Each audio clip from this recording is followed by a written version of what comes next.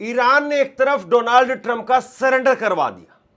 दुनिया के सबसे बड़े, सबसे सुपर पावर मुल्क के राष्ट्रपति का ईरान ने सरेंडर करवा दिया। और ये लिटरली एक तरीके से आप कहिए कि सरेंडर हुआ ही है, इसमें कोई बहुत ज्यादा दो राय नहीं है। लेकिन हमारे यहां पर नाविकों की मौत के बाद में भी केवल ट्रंप से हाथ मिलाने को लेकर के हा हा हु हो रहा है। हमारी मीडिया वाहवाही में लगी हुई है कि कैसे हाथ मिलाया। नाविकों की मौत हो रही है। ट्रंप कभी कहता है कि मोदी का कैरियर खत्म कर दूंगा, बर्बाद कर दूंगा, कभी हेल होल कहता है, और यहां पर हाथ मिलाने को लेकर के पूरी मीडिया हा हा हु में लगी हुई है। कमाल है साहब। ये देखिए, आप आज तक का ये स्क्रीनशॉट मैं आपको दिखा रहा हूं और किस तरीके से कैसे खबरें जो है वो बताई जा रही। इसमें कहा जा रहा है कि मोदी से कैसे जो है वो ट्रंप ने उठ करके हाथ मिलाया है। मतलब कमाल है इनकी। पीएम मोदी को देखते ही ट्रंप ने कुर्सी से उठ करके हाथ मिलाया। जैसे वो अंजना ओम कश्यप ने कहा था ना, दोनों के बीच में बिजली कड़कती है, बिजली कड़कने वाला मामला दिखाई दे रहा है। देखते ही उठ गए। अरे साहब, ये कट सी कॉल होता है। और कैसे नजरअंदाज किया या देखते ही उठ गए, सब कुछ मैं आपके सामने रखने वाला हूं।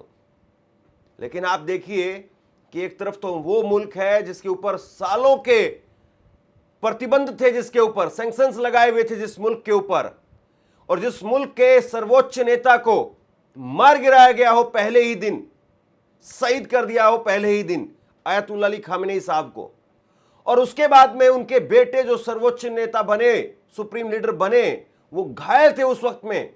लेकिन वो मुल्क अमेरिका के सामने खड़ा रहा और उसके लीडरशिप ने कैसे मुंह तोड़ जवाब दिया और कैसे अमेरिका को घुटने टेकने पड़े, पूरी दुनिया ने देखा है। और एक हमारा मुल्क, इतना बड़ा मुल्क है, इतना गौरवशाली मुल्क है, और इतने गौरवशाली मुल्क में जहां पर एक इतना लंबा चौड़ा हमारे पास में शानदार इतिहास रहा है, एक से बढ़कर के एक कद्दावर नेता हमारे पास में रहे हैं, और ऐसे मुल्क में अब देखिए आप क्या हो रहा है। कभी अमेरिका को लेकर, पाकिस्तान को लेकर के खुद मोदी साहब कहते थे कि वो मार करके आते हैं और सरकार यहां पर बिरयानी खिलाती है, कांग्रेस यहां पर बैठ करके बिरयानी खिलाती है। और अब देखिए ये तस्वीर देखिए जिसको लेकर के हा हा हु हो रहा है। ये तस्वीर है, नरेंद्र मोदी पीछे से आ रहे हैं, डोनाल्ड ट्रंप पहले से यहां पर बैठे हुए हैं, और ये पूरी वीडियो भी आपको मैं दिखाऊंगा। ये नरेंद्र मोदी साहब पीछे से आते हैं और पीछे से आकर के मोदी साहब ने एक हाथ से कुर्सी पीछे खींची है और दूसरे हाथ से उनको हेलो बोल करके उनको संबोधित किया है, ट्रंप को। और फिर ट्रंप ने उनकी तरफ हाथ बढ़ाया तो ट्रंप ने उठ करके हाथ मिला लिया। और ये बिल्कुल कटसी कॉल होती है, शिष्टाचार जिसे हिंदी में कहते हैं। अंग्रेजी में कटसी कॉल और हिंदी में शिष्टाचार। इनको नहीं पता है तो हम बता देते हैं। कोई भी सामान्य आदमी, यदि आप बैठे हुए कहीं पर और कोई भी आकर के अगर मुझसे हाथ मिलाना चाहता है तो मैं खड़े होकर के उससे हाथ मिलाऊंगा। एक कॉमन कटसी कॉल होती है, ये शिष्टाचार होता है। ऐसा नहीं अच्छा ठीक हो और ठीक है रमन, हाँ ठीक है, और भाई क्या हाल है, ऐसे थोड़ी ना होता है।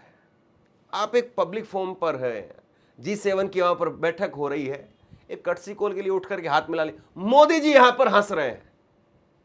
मोदी जी अब पता नहीं क्या वजह है कि हंस रहे हैं, क्या चुटकुला सुनाया है, क्या बात हुई है, मोदी जी हंसते हुए दिखाई दे रहे हैं। ट्रंप का चेहरा नहीं है, पता नहीं ट्रंप ने सुनाया है या मोदी जी ने सुनाया है, किसने सुनाया है। हालांकि जो बातचीत हो रही है वो मीडिएटर के जरिए हो रही है, जो एक ट्रांसलेटर होता है बीच में, उसके जरिए बातचीत हो रही है। और इजराइल उसकी बोलती बंद कर दी है ईरान ने, वो भी मैं आपको बताऊंगा। लेकिन पहले जरा भारतीय तस्वीरें जो है उन पर चर्चा कर लेते हैं। अब जरा ये लोन के बाहर की तस्वीर देखिए आप, जहां लोन में बाहर ग्रुप फोटो होनी थी G7 के नेताओं की, वहां पर मोदी साहब चलते चलते धीरे धीरे ठहरे ठहरे कदमों से आते हैं और आकर के ट्रंप वहां पर पहले से खड़े हुए थे, ट्रंप से कई और राष्ट्राध्यक्ष जो है वो हाथ मिलाते हैं, मोदी साहब से भी कुछ राष्ट्राध्यक्ष हाथ मिलाते हैं, और उसके बाद में धीरे से ट्रंप ने देखा नहीं तो नरेंद्र मोदी साहब आगे निकल गए और निकल करके बगल में खड़े हो गए, और ट्रंप ने भी कोई तवज्जो नहीं दी, मोदी साहब ने भी कोई तवज्जो नहीं दी, और उसके बाद में ये वहां से फिर आगे की तरफ चले जाते हैं। मैं आपको पूरी 5 मिनट की वीडियो दिखाता हूं और बिल्कुल अनकट, बिल्कुल रो, कोई काट छांट के बिना। ये 5 मिनट की पूरी वीडियो आप मेरे बगल में देखिए और मेरे केवल शब्दों को आप सुनते रहिए।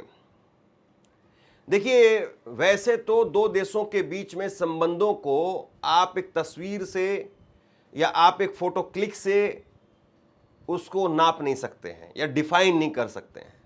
दो देशों का जो संबंध होता है वो एक फोटो पर निर्भर नहीं करता है, इस बात को मान करके चलिए।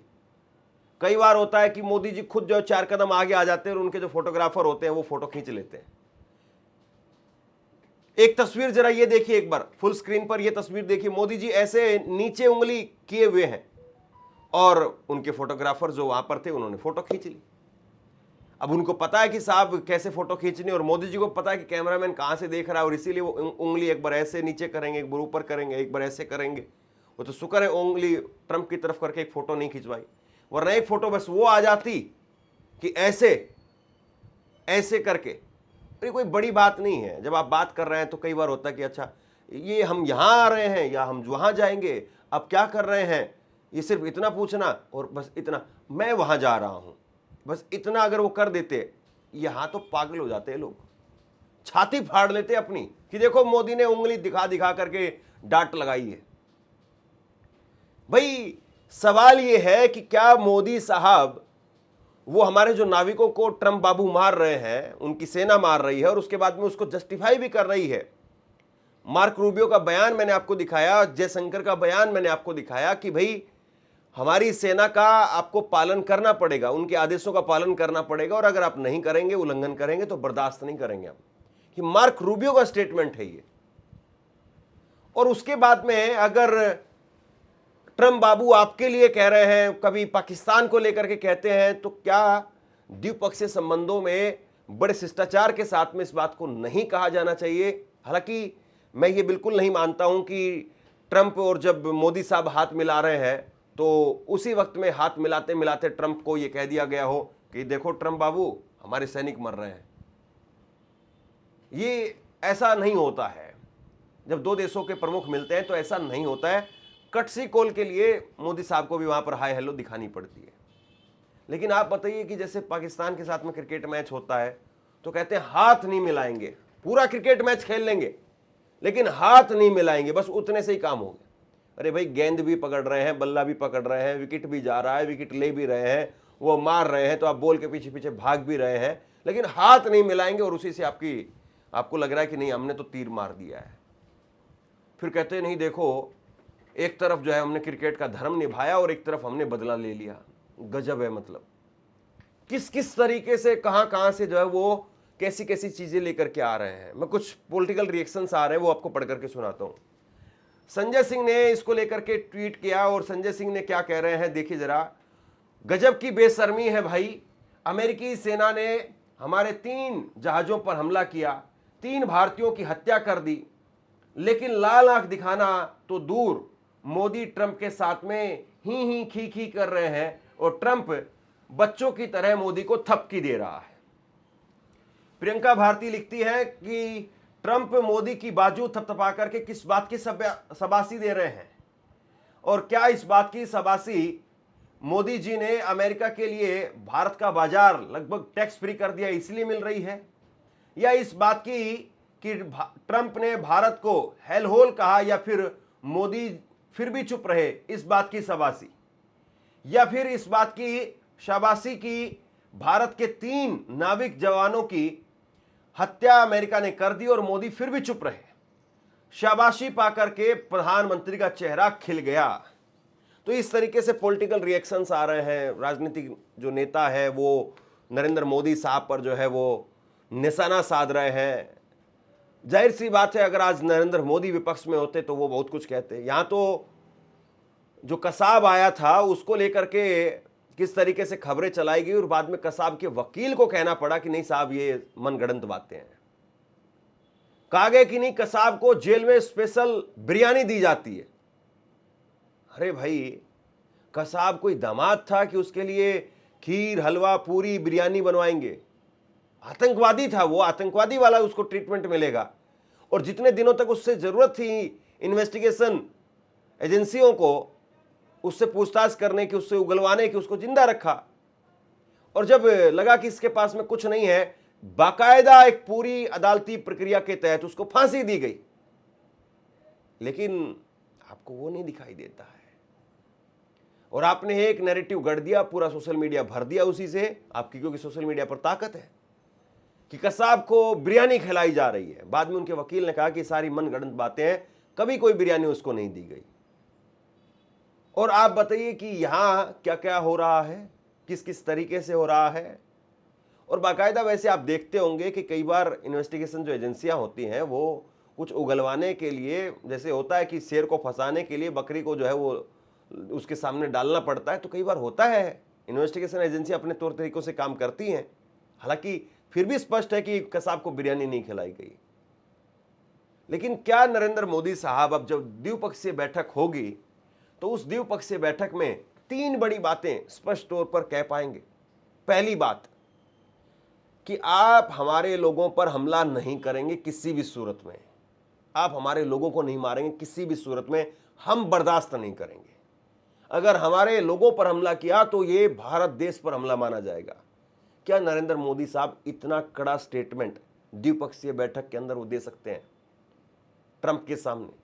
दूसरा, क्या नरेंद्र मोदी वो इस बात को साफ कर सकते हैं कि आप भारत को लेकर के अपनी बदजुबानी नहीं करेंगे, अपने बयान वो नहीं देंगे भारत को लेकर के, कि भारत को हेल होल वो कहते हैं, इस तरह की बातें आप नहीं कहेंगे? और तीसरा, हमने पाकिस्तान के साथ में जो सीज फायर किया है वो आपके कहने पर नहीं किया है, और आप 40 बार 50 बार कह कह करके घूम रहे हैं, इसको बंद करिए और एक सार्वजनिक तौर पर कहिए कि मैंने कोई हस्तक्षेप नहीं किया था।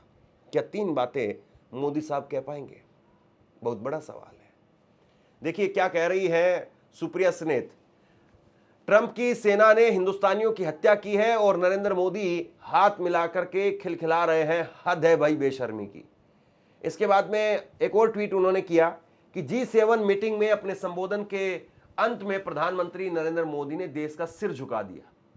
उनका कायराना बयान देश के साथ में एक भद्दा मजाक है, हमारे लोगों का अपमान है। हिंदुस्तान के 3 नाविकों की अमेरिका ने क्रूर हत्या कर दी और नरेंद्र मोदी अमेरिका का नाम लेने की हिम्मत नहीं जुटा पाए। कई सिविलियंस को जान गंवानी पड़ी, ये कह करके छोड़ दिया गया। मृतकों का नाम आदित्य शर्मा, शिवानंद चौरसिया, परनाला सुरेश था। इतना सम्मान तो देना ही चाहिए था। जो अपने देश का ना हुआ वो किसका होगा? लानत है मोदी जी। हम वेस्ट एशिया में शांति प्रयासों में हुई प्रगति का स्वागत करते हैं। इस संघर्ष में, ये मोदी जी का स्टेटमेंट है जिसको वो कोट कर रही है, कि इस संघर्ष में वेस्ट एशिया में हमारे मित्र देशों को जान माल का नुकसान झेलना पड़ा। हॉर्मुज स्ट्रेट में ट्रेड में बाधा आई, इसके कारण पूरे विश्व की अर्थव्यवस्था को नुकसान पहुंचा। भारत के कई सिविलियंस को जान गंवानी पड़ी। ग्लोबल मैरीटाइम ट्रेड के माध्यम से सभी देशों को आपस में जोड़ने वाले और नाविकों की सुरक्षा हमारा दायित्व है। हमें यह सुनिश्चित करना होगा कि समुद्री मार्ग सुरक्षित रहे और सी फेयर्स बिना भय के अपने कार्य कर सकें। मतलब मोदी जी के स्टेटमेंट के अंदर कहीं पर भी ऐसा नहीं लिखा है कि भाई हमारे नाविकों को मारा गया, इसको हम बर्दाश्त नहीं करेंगे, जबकि युद्ध के अंदर हमारी कोई भूमिका नहीं थी। युद्ध में हमने तो 13 दिनों तक अयतुल्ला अली खामेनी की शहादत को लेकर के भी कोई किसी प्रकार से प्रतिक्रिया नहीं दी। हम तो ईरान के साथ खड़े भी नहीं थे, हम तो अमेरिका के साथ भी नहीं खड़े थे, फिर हमारे लोगों को अमेरिका की तरफ से क्यों मारा गया? इस बात को उन्होंने नहीं कहा। जबकि जो मैं कह रहा था आपको, वो स्टेटमेंट यहां पर देने की जरूरत थी। यहां पर मोदी जी इस बात को अगर रेखांकित करते तो बात कुछ और होती। अब आइए जरा इजराइल के ऊपर। जिस तरीके से ईरान ने ट्रंप के घुटने टिकवाए हैं और ट्रंप बाबू को, अमेरिका को ईरान की 14 शर्तें माननी पड़ रही है, और उनमें 14 शर्तों में वही है मोटे तौर पर कि आप जो फ्रीज एसेट्स हैं उनको खोलेंगे, 300 अरब डॉलर की जो नुकसान हुआ है उसका हर्जाना देंगे, और उसके साथ साथ जो प्रतिबंध लगाए गए हैं, सैंक्शंस लगाए गए हैं, उनको आप हटाएंगे, और उसके साथ साथ दोबारा कभी युद्ध नहीं करेंगे, इस बात की गारंटी देंगे। लेबनान भी उसमें शामिल है, इजराइल की गारंटी भी अमेरिका देगा। ये सारी बातें 14 पॉइंट्स में कही गई। अब इजराइल जो है वो एक तरीके से आप यूं कहिए कि फुंकार मारते हुए दिखाई दे रहा है। इजराइल कह रहा है हम मानेंगे नहीं इस बात को, और इजराइल में सत्ताधारी पार्टी और विपक्ष दोनों इस बात को लेकर के कह रहे हैं कि हम लेबनान के ऊपर सीज फायर नहीं मानेंगे। लेकिन ईरान ने बिल्कुल साफ मैसेज दे दिया है कि ये डील तो होगी और होकर के रहेगी कि इजराइल से निपटने में ईरान को कोई बहुत ज्यादा जोर लगाना पड़ेगा। शेयर कीजिए इस खबर को, और आप क्या सोचते हैं नीचे कमेंट सेक्शन में लिख करके जरूर बताइए। इस वीडियो को लाइक कीजिए और चैनल को सब्सक्राइब जरूर कीजिए। शुक्रिया, थैंक यू।